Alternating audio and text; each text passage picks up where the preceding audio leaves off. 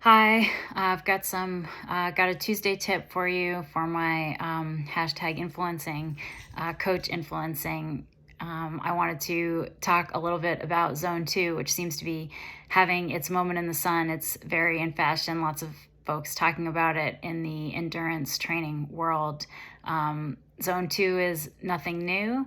It's the reason why zone two training is effective is because you can do a lot of it. In my mind, zone two is kind of synonymous with volume, and volume is a really important part of any training program and any adaptation that you're expecting to get from endurance training. Volume is a big part of it, and you can do a lot of riding in quote zone two.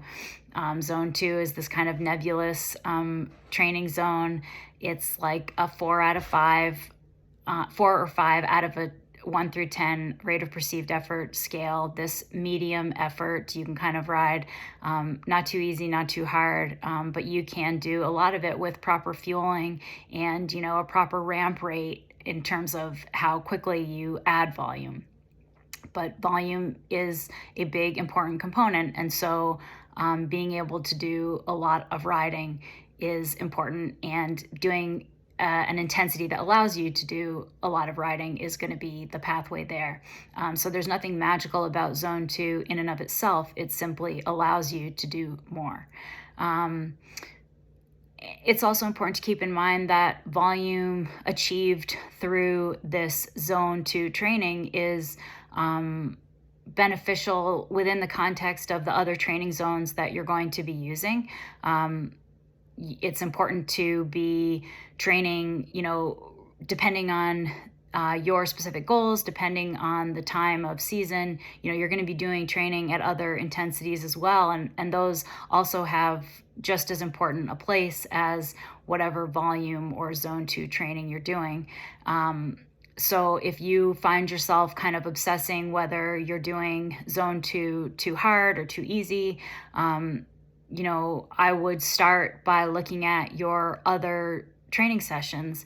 Are your subsequent kind of higher intensity workouts, are you feeling tired and you're unable to hit those intensities? Well, then yes, maybe your zone two rides are a little bit too hard. That could be that they're a little bit too long, or they are a little bit too high intensity, or it could be under fueling. It could be a number of things.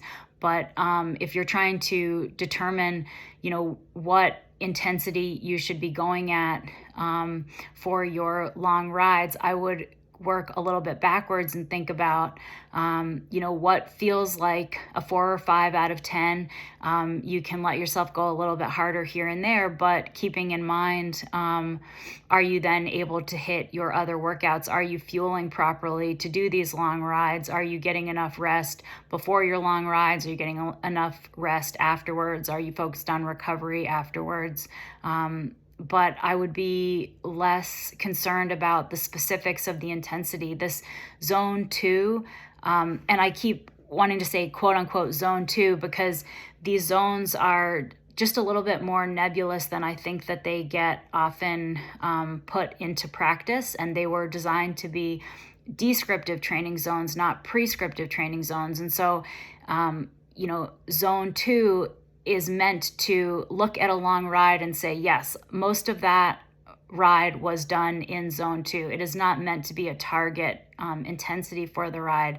And the same goes for all of the training zones, but we can use them a little bit more effectively as a target for work that's a little bit higher intensity than zone two. I think you can be a little bit more open-ended with zone two as long as you are then able to nail your subsequent workouts within the context of proper fueling and proper recovery. So hopefully that clears up a little bit of the questions around zone two training. And please message me with other questions that you may have.